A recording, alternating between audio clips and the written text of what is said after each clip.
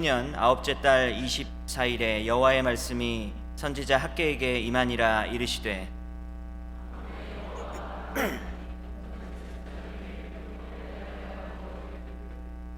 사람이 옷자락에 거룩한 고기를 쌌는데 그 옷자락이 만일 떡에나 국에나 포도주에나 기름에나 다른 음식물에 닿았으면 그것이 성물이 되겠느냐 하라. 학개가 물음에 제사장들이 대답하여 이르되 아니니라 하는지라.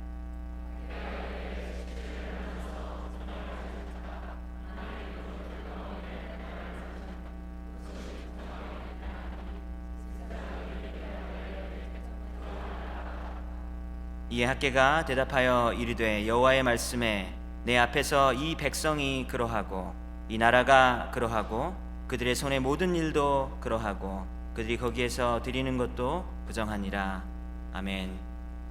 네, 페르시아 제국 다리오 왕이 또 즉위하고 나서 또 이제 아홉째 달 24일째 하나님의 말씀이 학개에게 또 임하게 되었습니다. 이때는 언제냐면 성전 공사를 다시 시작한 지 3달이 지나고 났었을 그런 시점입니다. 근데 지난주 본문까지는 포로 생활에서 예루살렘으로 돌아와 새로운 삶을 개척해서 살고 있는 이스라엘 백성들의 삶이 결코 만만하지 않았다, 쉽지 않았다. 그럼에도 불구하고 내 집 짓기에만 신경을 쓰지 말고 하나님의 성전을 지어야 한다라고 하는 어떤 그런 메시지가 계속해서 전해졌습니다. 주의 나라와 의를 먼저 구하라, 그리하면 이 모든 것을 더하시리라 라고 말씀하신 예수님의 메시지와 동일한 메시지다라고 할 수 있겠죠. 근데 오늘 읽은 본문 11절을 보니까 하나님의 학개 선지자에게 너는 제사장에게 가서 율법에 대하여 물어보라 라는 말씀이 있습니다. 그래서 두 가지 질문을 학개 선지자가 제사장들에게 가서 이야기를 해야 되는데요. 12절의 첫 번째 질문이 나옵니다. 만약에 사람이 옷 자락에 고기를 쌌는데 그 옷자락이 떡과 국과 그리고 포도주, 기름 또는 다른 음식물에 닿았다면 그것이 거룩한 물건이 되겠느냐라고 하는 질문이 12절에 나오는 질문입니다. 그리고 나서 두 번째로 이어져서 13절에 또 두 번째 질문이 나오게 되는데요. 만약에 시체를 만져서 부정하여진 그런 사람이 있다면 그 사람이 떡과 국과 포도주, 기름과 같은 음식물들을 만진다면 그것들이 부정하게 되겠느냐라고 하는 질문입니다. 그래서 이 질문을 선지자 학개가 제사장들에게 가서 질문을 하라라고 하나님께서 명령을 했다라고 하는 거죠. 우리 현대인의 관점으로는 도대체 이게 뭔 질문인가라고 하는 생각이 들 수밖에 없습니다. 도대체 거룩한 고기가 뭐지? 거룩하지 않은 고기도 있단 말인가? 라는 생각이 들 수 있고요. 그리고 왜 뭘 이렇게 만진다, 접촉한다라는 이야기가 왜 나오는 것일까? 라는 질문이 들 수 있습니다. 그리고 학개서를 우리 처음부터 계속해서 보았다면 성전을 지으라, 성전을 다시 지으라 라는 내용이 계속해서 나왔는데 오늘 이런 내용이 왜 갑자기 튀어나오는 것일까라고 하는 질문이 우리에게 들 수밖에 없다라고 하는 것이죠. 그래서 오늘 읽었었던 본문을 우리가 제대로 이해하기 위해서는 레위기서의 어떤 중심 메시지를 우리가 알고 아는 것이 굉장히 중요합니다. 그래서 길게 설명할 수는 없지만 레위기서에 나오는 딱 두 가지 성경 구절을 먼저 살펴본 다음에 그 다음에 본문을 조금 더 자세히 이해해 보도록 하겠습니다. 먼저 레위기 12장 4절에 보면 이런 말씀이 나옵니다. 산모는 피로 더럽게 된 몸이 깨끗하게 될 때까지 산모는 33일 동안 집안에 줄곧 머물러 있어야 한다. 몸이 정결하게 되는 시간이 끝날 때까지 산모는 거룩한 물건을 하나라도 만지거나 성소에 드나들거나 해서는 안 된다 라고 하는 내용이 레위기 12장 4절에 있는 것이죠. 아기를 낳은 산모가 33일 동안 밖에 나가면 안 되고요, 집에 있어야 되는데, 왜냐하면 이 레위기 율법에 의하면 이 산모는 지금 어떤 상태냐면 깨끗하지 않은 상태이기 때문입니다. 뭐가 깨끗하지 않냐면 종교 의식적으로 하나님 보시기에 깨끗하지 않는 그런 상태라는 것이 레위기의 어떤 원칙 이다라고 하는 것이죠. 그래서 영어 성경에서는 ceremonially unclean이라고 이야기를 하고 있습니다. 종교의식적으로 거룩하지 않은 상태, 부정한 상태라고 하는 것이죠. 여기서 주목할 점은 그렇다면 산모가 33일이 지나기 전에 이 부정한 상태에서 만약에 거룩한 물건을 이렇게 만지게 되거나 아니면 이 산모가 성소는 천막이죠. 하나님께 제사를 드리는 그 천막인데 그 성소에 드나들게 되면 안 된다라고 금지하고 있습니다. 왜 그럴까요? 지금 산모가 더러운 상태 아니면 부정한 상태이기 때문에 거룩한 것을 만지면 거룩한 것이 더러워진다라고 레위기는 지금 말하고 있는 거예요. 또 거룩하다고 여겨지는 이 성소가 이 더러운 상태의 산모가 출입을 하게 되면 그 성소마저도 더럽혀지게 된다라고 하는 것이 레위기에서 말하고 있는 원칙입니다. 정리를 해보면 더럽다고 여겨지는 것이 다른 것에 접촉을 하게 되면 그 다른 것들도 사실은 더러워진다라고 하는 것이 레위기에서 말하고 있는 원칙이다라고 하는 것이죠. 지금 애 낳고 힘들어 죽겠는데 율법에서 깨끗하지 않은 것으로 취급하니까 더 서럽다라고 이런 생각이 들 수 있겠죠.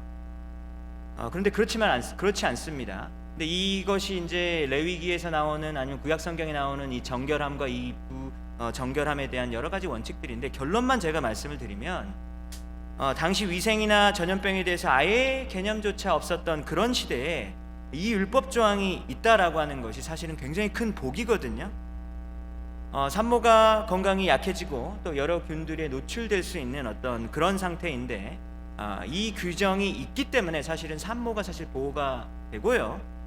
그리고 이 백성 전체도 또 보호가 되어질 수 있고 전염병이 돌지 않을 수 있는 어떤 그러한 하나님의 지혜와 사랑이 있다라고 하는 것이죠.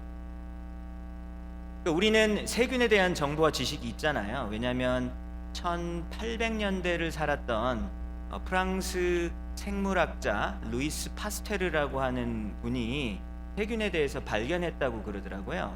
또 우리는 그에 대한 상식이 있기 때문에 더러운 것이 또 다른 것에 접촉이 되면 또 다른 사람도 병에 걸릴 수 있고 이런 상식을 알지만 지금 레위기를 읽고 있는 성도들은 도대체 그런 개념이 과학적 지식이 없는 상태잖아요.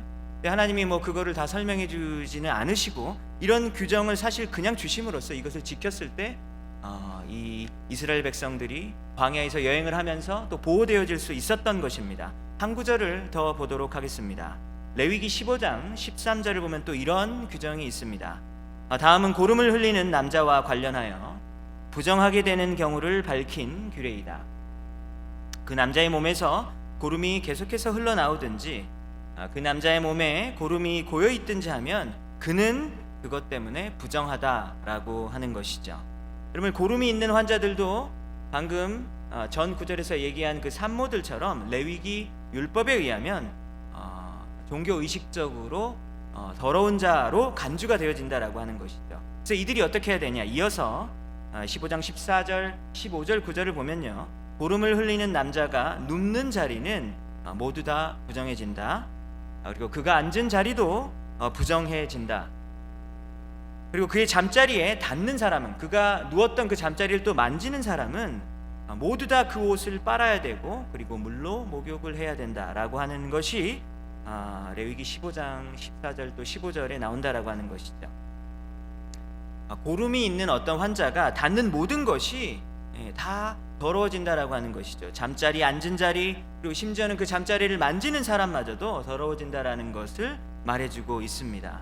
접촉에 의해서 더러움이 전파되고 전염되어진다라고 하는 것이죠. 여러분들, 그렇다면 이 더러운 것이 그러면 깨끗해질 수 있는 규정도 또 오늘 방금 읽었던 이 레위기 구절을 보면 나오죠. 어떻게 해야 됩니까? 만약에 더러운 사람이 깨끗하게 되어지려면 옷을 빨아야 되고요. 그리고 물로 목욕을 해야 된다라고 하는 내용이 나오게 됩니다. 근데 이 레위기의 내용을 보니까 무엇을 알 수 있습니까? 더러워지는 것은 굉장히 쉽게 되지만 깨끗해지는 것은 여러 가지 절차를 거쳐야 된다라고 하는 것을 보여주는 것이죠. 여러분, 이러한 레위기의 율법을 그대로 적용하고 통용이 되어지고 있었던 이 학개서의 그런 시대적인 상황을 고려해 볼 때 오늘 읽었었던 이 12절을 조금 더 잘 이해할 수 있습니다. 만약 종교적으로 깨끗하게 된 고기, 거룩한 고기라고 표현을 했죠. 이 거룩한 고기가 다른 음식물이나 다른 것을 이렇게 만지게 되면, 터치하게 되면 그 고기가 닿는 것들은 깨끗한 것이 되겠느냐라고 하는 질문을 제사장에게 하니까 뭐라고 대답합니까? 제사장들이 그렇지 않다. 그렇지 않다. 접촉에 의해서 깨끗하게 되어지는 것이 아니다라고 말하는 것이죠. 깨끗한 고기를 다른 음식물에 접촉만 한다라고 해서 그것이 깨끗해지는 것은 아니다라고 하는 것을 보여주는 것입니다. 자, 이어서 13절의 내용을 보면 반면에 시체를 만져서 어떤 사람이 부정해졌다면 그 사람이 만지는 모든 것들은 바로바로 더러워진다라고 하는 것이죠. 여러분들 머리가 길고 그리고 힘이 셌던 삼손 이야기 기억하시나요? 삼손. 여러분 삼손이 너무 배가 고파서 죽은 사자의 시체 안에 있는 그 꿀, 벌들이 이제 그 안에 벌집을 이제 만들어놔서 이제 그 안에 꿀이 있었는데요. 그래서 이 시체를 막 이렇게 뒤집어 헤친 다음에 이 벌꿀을 먹은 이야기가 사사기에 나오죠. 삼손은 그것으로 인해서 삼손의 신분이 여러분들 하나님 앞에서 되게 구별된 사람이었었거든요. 그걸 무슨 사람이라 그러죠?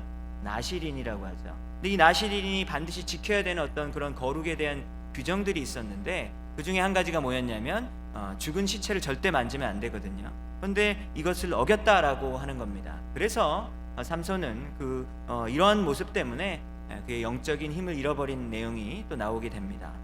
그래서 지금 이런 모든 이런 구약에 나오는 이런 배경 지식들을 우리가 알고 이 학개서 말씀을 해석을 한 것을 우리 달라스 신학교 구약학 교수인 리차드 테일러라고 하는 이 교수님은 이 본문을 보면서 이런 결론을 내립니다.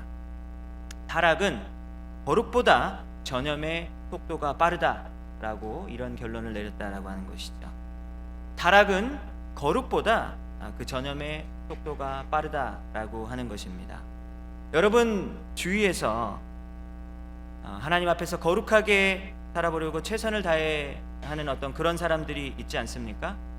여러분들이 신앙적으로 굉장히 존경하는 사람들 말씀드리는 겁니다. 그분들의 삶의 모습을 보면요, 그분들이 말하는 것과 그분들의 행동이 너무나도 일치하는 거예요. 그리고 그들이 그분들이 살아가실 때 예수님의 사랑을 베푸시는 모습이 너무나도 보여지게 됩니다. 그리고 모두가 하기 싫어하고 꺼려하는 일들을 사실 이분들은 먼저 나서서 솔선수범해서 섬기는 모습을 보여주는 분들, 그런 분들 계시잖아요.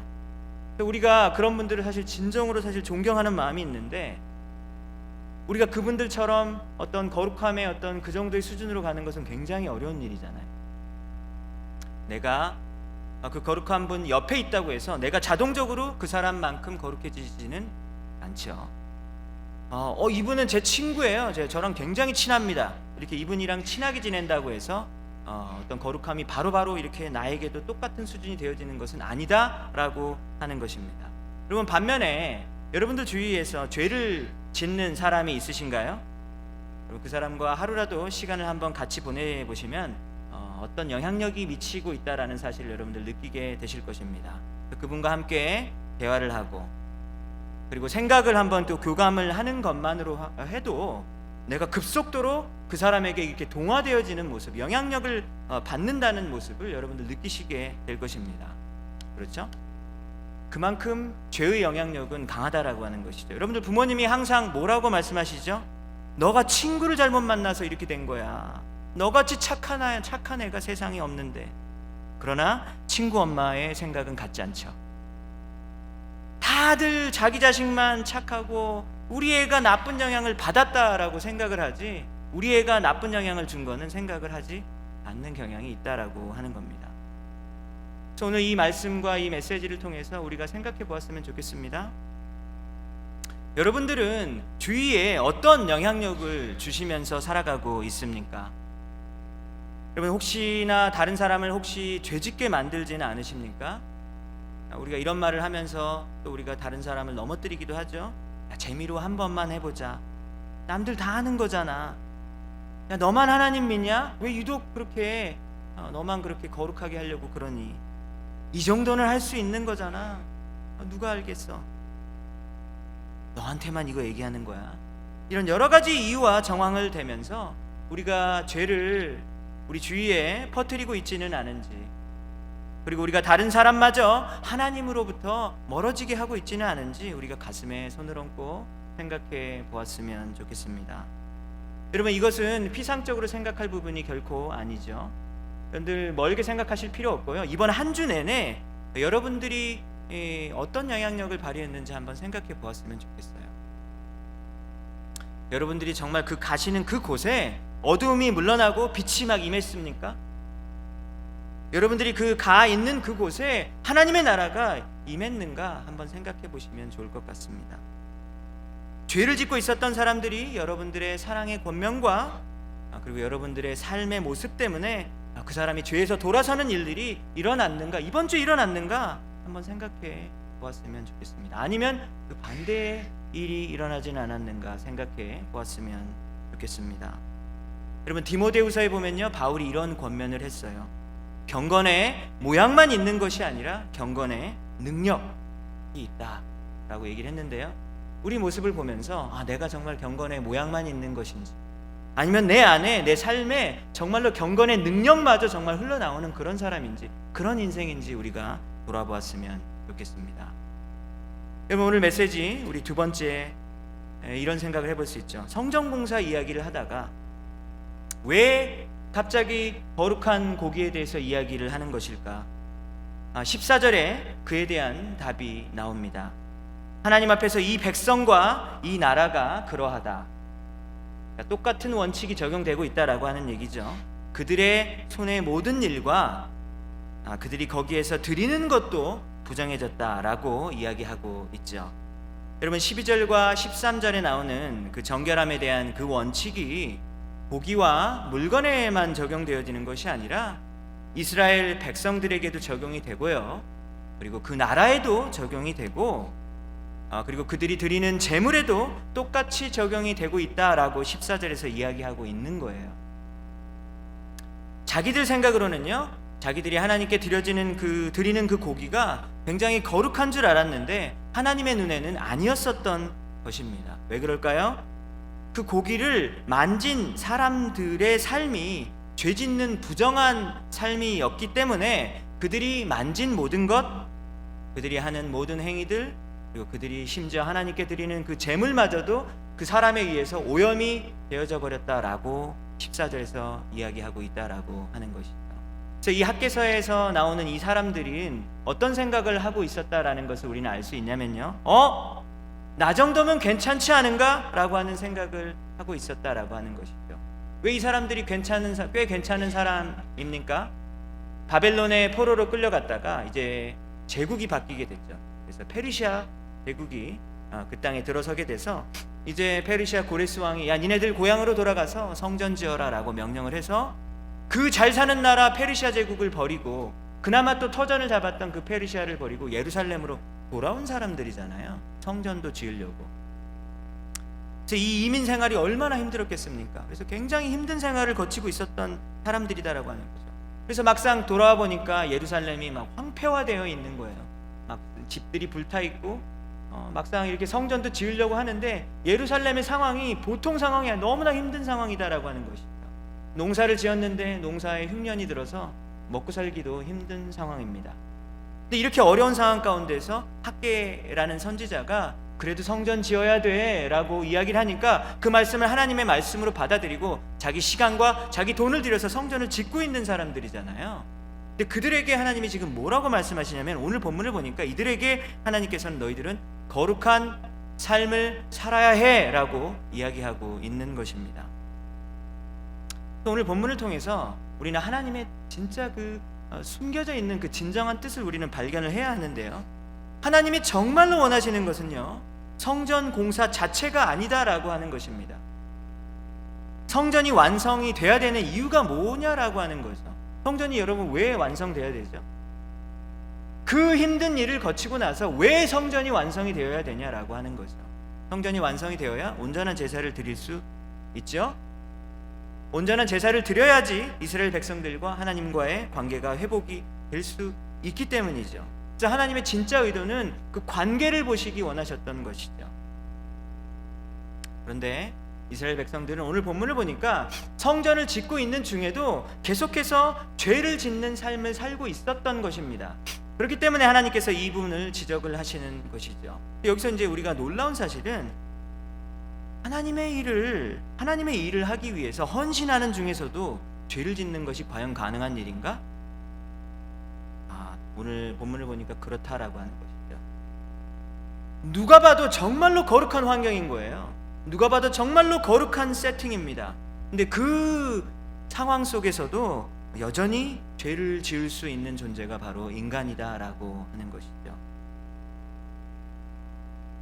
여러분, 우리가 오늘 말씀을 듣기 전에 찬양을 했잖아요. 근데 여러분, 우리가 찬양을 하는 중에도, 우리가 진정으로 또 찬양을 드릴 수도 있지만 찬양을 하는 중에도 죄를 지을 수 있을까요?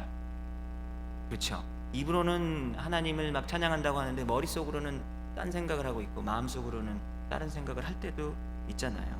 우리가 성경을 묵상하고 읽는 중에도 그 거룩해, 누가 봐도 저 사람 성경 읽는구나 라고 하고 있는데 사실 마음속으로는 딴 생각을 하고 죄를 짓는 경우도 있잖아요. 내가 이 성경 지식을 알게 되면서 누구보다는 내가 영적으로 더 우월하구나 라고 하는 생각에까지 미치는 존재가 사실 우리지 않습니까? 심지어는 지금 예배를 드리고 있는 이 자리, 이 와중에도 사실 죄를 지을 수 있는 가능성을 가진 존재가 바로 우리다라고 하는 것이죠. 그리고 예수님의 12 제자들을 한번 보십시오. 그들은 예수님을 따르기 위해서 많은 희생을 치른 사람들입니다. 그들은 예수님을 따르기 위해서 어떤 일을 했죠? 직업을 버린 사람들이잖아요. 여러분, 직업 버리는 거 이거 정말 어려운 일이잖아요. 예수님을 따르기 위해서 직업을 버리고 그리고 가족을 뒤로 하고 그 제자 생활을 했었던 것입니다. 여러분, 이 정도의 헌신이면 어떤 정도의 헌신이었는지 그거 설명 안 해도 그냥 딱 보이잖아요. 그런데 이 제자들은 그 헌신과 희생의 삶 속에서도 죄를 짓고 있는 모습이 보여진다라고 하는 거예요. 누가복음 22장 24절에 보면 이런 말씀이 있습니다. 또 그들 사이에, 제자들 사이에 그중 누가 크냐 하는 다툼이 난지라 라고 기록되어 있습니다. 여기서 또 다시 라고 하는 것을 보면요, 누가 더 대단한지, 베드로가 대단한지 야고보가 대단한지 요한이 대단한지 계속해서 막 경쟁하고 있었다는 거죠. 내가 좀 더 괜찮다라고 하는 이런 다툼들이 계속해서 있었다라는 거예요. 한 번 한 게 아니라 계속해서 있었다라고 하는 겁니다. 이 제자들이 눈치를 챈 거죠. 예수님이 진짜 이런 추세로, 이런 기세로 계속해서 몰고 나가시면 조금만 지나면 큰 하나님 나라를 분명히 이루실 수 있는 분이시구나 라고 하는 것을 직감적으로 이들이 느꼈었던 것입니다. 성공의 냄새를 맡았었던 것이죠. 그래서 하나님의 나라가 나중에 세워지고 난 다음에 누가 더 높은 자리를 과연 차지할 것인가에 대해서 자기들끼리 계속해서 뒤에서 계속 모의하고 신경전을 벌이고 하는 일들이 있었다라고 하는 것이죠. 여러분들 아시죠? 심지어 야고보와 요한은 엄마까지 데리고 와서 예수님에게 막 부탁했잖아요. 오른쪽 자리에 앉혀주십시오, 왼쪽 자리에 앉혀주십시오, 부탁을 하기도 했었습니다. 늘 예수님 옆에 있는 제자들이니까 사실 가장 거룩해 보일 수도 있는데요, 잘 보니까 그들의 머릿속에서는 굉장히 나쁜 생각들로 가득 차고 있었다라는 것을 우리는 이 성경 구절을 통해서 제3자 입장에서 우리는 너무나도 쉽게 볼 수 있다라고 하는 거죠. 저들이 예수님 옆에서 붙어 있긴 했지만 하나님 앞에서는 참 아직 갈 길이 멀구나라고 하는 것을 우리는 객관적으로 볼 수는 있잖아요.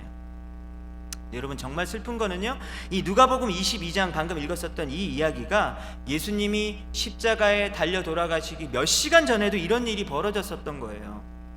예수님이 지금 제자들을 3년간 데리고 돌아다니셨잖아요. 그러면 지금 졸업반 학생들입니다. 이제 모든 것을 다 배우고 나서 이젠 좀 있으면 하산을 해야 되는 그런 입장이잖아요. 그런데 이들이 아직도 이런 모습이 있었다라고 하는 것이죠. 그래서 이 모습만 보면요, 예수님이 제자반의 인도를 좀 실패하셨구나 라고 하는 생각이 들 정도라니까요. 그런데 이런 모습이 이렇게 복음서에 기록이 되었음에도 불구하고 제자들은 스스로에 대해서 어떻게 생각했을까요? 우리가 이 정도면 하나님을 충분히 기쁘게 할 자들이다 라고 하는 자부심으로 가득 차 있었다라고 하는 것이죠. 사람은 이렇게 자기 자신을 잘 보지 못합니다. 어느 정도의 헌신과 희생을 하나님 앞에서 하고 있다라고 하는 것을 가지고 다른 사람을 속일 수도 있고 내 자신을 속일 수도 있잖아요. 나의 신앙 연수와 그리고 경력으로 스스로를 하나님 앞에 증명할 수 있다라고 또 우리는 생각하기도 합니다. 사람들이 나에 대해서 알고 있는 모습 중에서 많은 부분들이 또 사실 진실인 모습이 있지만 또 어떤 부분들은요 사실은 위장된 모습이고 그리고 연출된 모습이고 그리고 설정된 모습이다라고 하는 것을 여러분 우리 자신은 잘 알고 있잖아요. 그래서 오늘 이 학개서 본문에 있는 등장하는 이 이스라엘 백성들은 하나님 저희가 성전 짓고 있잖아요, 진짜 이 정도 했는데 하나님 더 바라시면 안 됩니다 라고 하는 그런 마음 자세, 이런 자세로 제사를 드리고 있는 것을 하나님이 그 마음의 중심을 모를 리가 없다라고 하는 것입니다. 하나님께 희생하고 헌신한다라는 사실 때문에 그리고 혹시나 내가 가지고 있는 직분 때문에 그리고 내 인생 가운데서 이제까지 내가 신앙적으로 연단받고 훈련받았던 어떤 그러한 신앙의 경력 때문에 나는 어느 정도 영적으로 이루었다라고 생각하는 어떤 그런 교만한 마음이 혹시 우리 마음 가운데 찾아든다면 그 지점은 굉장히 위험한 지점이다라고 하나님께서는 우리에게 말씀해 주시는 겁니다. 여러분 사도 바울이 고린도전서 10장 12절에서 이런 말씀을 했습니다. 우리 같이 한번 읽어볼까요? 고린도전서 10장 12절 시작. 선질로 생각한다면 이 정도면 됐다라고 생각한다면 하나님께서는 너 넘어질까 조심해라 라고 주의를 주고 계신 것입니다. 여러분 하나님이 우리를 구원하신 이유와 목적이 무엇일까요? 하나님께서 우리를 자녀로 삼으신 이유가 무엇입니까? 에베소서 1장 4절을 보면 너희가 거룩하고 흠이 없게 하시려고 라고 정확하게 구원의 목적과 그 이유에 대해서 밝히고 있습니다. 그래서 우리가 구원받은 자들로서 궁극적으로 나아가야 될 방향은 거룩함이다라고 하는 것이죠. 하나님, 제가 요즘에 힘든 상황인 거 아시죠? 이 힘든 상황 가운데 주일 예배 나왔습니다. 이거보다 더는 바라지 마세요. 주일 예배 했으니까 월요일부터 토요일까지는 저의 독립적인 생활을 보장해 주세요. 하나님, 제가 목사, 장로, 집사, 부장, 팀장 아니면 셀장 이런 거 하고 있지 않습니까? 하나님, 제가 11조헌금 냈잖아요. 이 정도 했으면 괜찮지 않을까요? 더는 바라지 마세요. 하나님, 저희 프라이버시를 좀 지켜주세요. 제가 은밀하게 짓고 있는 죄까지는 여기까지는 간섭하지 않았으면 좋겠습니다 라고 하는 마음들이 사실 우리 속에 들 때가 있잖아요. 그런 사탄 마귀가 우리에게 그런 유혹을 줄 때가 있다라고 하는 겁니다. 근데 사실 이런 교인들이 이런 것에서 넘어지는 교인들이 세상에 많잖아요. 그리고 우리도 넘어질 때가 있다라고 하는 것입니다. 이런 우리들의 모습 속에 하나님에 대한 생각이 뭔가 잘못되어 있는 것이 있는 것 같아요. 어떤 생각일까요? 하나님을 일시키시는 정도의 하나님으로 우리가 이해하고 있지는 않은지 생각해 보았으면 좋겠습니다. 내가 너를 구원했어, 그러니까 이제부터 넌 날 위해서 일을 해. 하나님을 그 정도의 하나님으로 이해하고 있지는 않은지, 구원시켜 주신 다음에 우리의 것들을, 우리의 소중한 것들을 자꾸만 빼앗아가려고 하는 어떤 그런 하나님 정도로 우리가 이해하고 있지는 않은지 생각해 보았으면 좋겠습니다. 하나님은 우리와 사랑과 친밀의 관계를 정말로 원하시거든요. 하나님이 궁극적으로 원하시는 것은 그거거든요. 근데 우리는 많은 경우에 일정 시간을 이제 정해놓고, 그리고 몇 가지 이벤트나 아니면 몇 가지 일들을 정해놓고, 아니면 몇 가지 계약 조건을 하나님 앞에 걸어놓고, 하나님, 여기 선이 있어요, 이 선을 넘어오시면 안 됩니다 라고 하는 어떤 그런 자세가 우리에게 있지는 않은지 잘 살펴보았으면 좋겠습니다. 구원을 잃지 않을 정도면 되는 것이지 내 삶의 모든 것을 드리고 싶지 않는 그런 마음들이 우리의 마음속에 숨어 있지는 않은지 잘 살펴보았으면 좋겠습니다. 이스라엘 백성들이 오늘 본문 가운데 거룩한 고기를 하나님께 드리면 하나님의 진노가 잠재워질 수 있을 것이다 라고 믿고 싶어 했었다라고 하는 것이죠. 그럼 하나님은 뭐라고 말씀하십니까? 너가 불의한 삶을 살고 있다면 그 삶 때문에 그 불의한 자가 만지는 그 고기마저도, 그 재물마저도 더럽혀진다라고 오늘 본문 말씀은 이야기하고 있는 겁니다. 여러분, 그래서 오늘 오늘 이 설교가 학개서의 마지막 설교예요. 마지막 설교에서 이제 학개서 설교 다 들으셨는데요. 이제 여러분들이 지나고 나서 학개서는 무슨 내용이었습니까? 라고 혹시 누가 물어본다면 성전을 다시 지으라는 거야 라고 뭐 이 정도로 이해하시면 일부분만 이해하신 것이죠. 와, 성전 힘들게 짓고 있는 사람들한테 하나님이 뭐 좀 더 하라고 이렇게 요구하시더라, 이런 식으로 우리의 어깨 위에 더 무거운 짐을 짊어지우려고 하시는 어떤 그런 하나님, 그 정도로 이해해서는 안 된다라고 하는 것이죠. 하나님은 그런 하나님이 아니세요. 하나님이 우리를 얼마나 사랑하시냐면요, 우리가 죄에서 자유할 때 진정한 행복과 만족을 누릴 수 있음을 하나님은 너무나 잘 알고 계시기 때문에 이러한 거룩함을 요구하시는 거예요. 잠깐 즐기고 있는 그런 죄는 사실은 우리를 서서히 피 흘리게 해서 결국은 죽음으로밖에 이끌 수밖에 없다라는 사실을 하나님은 너무나 잘 알고 계시기 때문에 우리의 삶 가운데 거룩함을 요구하시는 것입니다. 여러분, 하나님은 어떤 분이십니까? 우리 오늘 읽지 않았지만 19절을 보면 이런 말씀이 있어요. 그러나 오늘부터는 내가 너희에게 복을 주리라. 여러분, 하나님은 우리에게 복 주시길 원하세요. 믿으십니까? 하나님은 자녀들이 결국은 좋은 것들을 누리길 원하시고요, 정말 이 세상 가운데 살면서 참된 만족과 정말로 큰 기쁨을 마음껏 누리면서 살기를 정말 원하시는 분이시거든요. 그래서 하나님께서 우리에게 거룩하라고 요구하시는 거예요.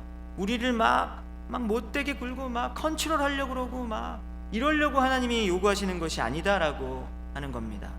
그래서 오늘 말씀을 통해서 우리가 하나님 앞에서 거룩하게 살았으면 좋겠다라고 하는 우리 마음과 어떤 결단을 했으면 참 좋겠는데요. 근데 우리가 어떻게 하면 거룩하게 될 수 있을까요?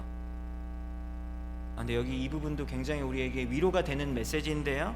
사실 우리는 아무리 용을 쓰고 애를 써봐도 우리는 거룩하게 될 수가 없죠. 우리는 할 수 없어요. 그래서 우리가 할 수 없는 것을 아시고 예수님이 대신 그 대가를 다 치루어 주셨습니다. 예수님께서 십자가에 달려 돌아가심으로 우리가 하지 못하는 그 모든 일들을 다 해주셨다라고 하는 것이죠. 그래서 예수님의 십자가를 온전히 신뢰하고 믿는 자들은 주홍같이 그 붉은 죄악이 눈과 같이 희게 되는 그런 놀라운 축복을 받게 된다라고 하는 것이죠. 여러분, 이 사실을 믿으시기 바랍니다. 그래서 우리는 학개서에서 예수님의 복음을 발견하게 되는 것이죠. 여러분, 하나님 우리가 복 받길 원하십니다. 하나님께서는 우리를 너무너무나도 사랑하신다라고 하는 것이죠. 하나님께서는 우리와 함께 하루하루 동행하시기를 원하십니다. 율법주의자가 되어서 율법적으로 몇 가지 일을 감당을 하고 한 것 때문에 우리가 영적으로 헛된 만족과 자부심을 가지고 있는 그런 자세를 하길 원하지 않으신다라고 하는 것이죠. 하나님과 함께 우리의 인생을 걸어가는 것이 세상에서 가장 즐겁다라고 하는 것을 하나님께서 오늘 본문 말씀을 통해서 이야기하고 계신 것입니다. 하나님과 동행하는 삶을 살게 해주십시오라고 기도하시는 여러분들 되시기 바랍니다. 하나님이 이 세상 사는 동안 우리에게 주신 온갖 좋은 것들을 풍성하게 누리면서 살아가시는 모든 성도님들 되시기를 주님의 이름으로 축원합니다. 이 시간에 우리 다 같이 일어나셔서 우리 예수님의 우리 십자가의 공로에 의지하면서 우리가 하나님의 그 영광의 보좌에 나갈 수 있다라는 것을 우리가 찬양으로 우리 고백했으면 좋겠습니다. 예수님 십자가의 은혜 참으로 감사드립니다 라고 하는 마음으로 이 시간에 예수 피를 힘입어 찬양 고백하겠습니다.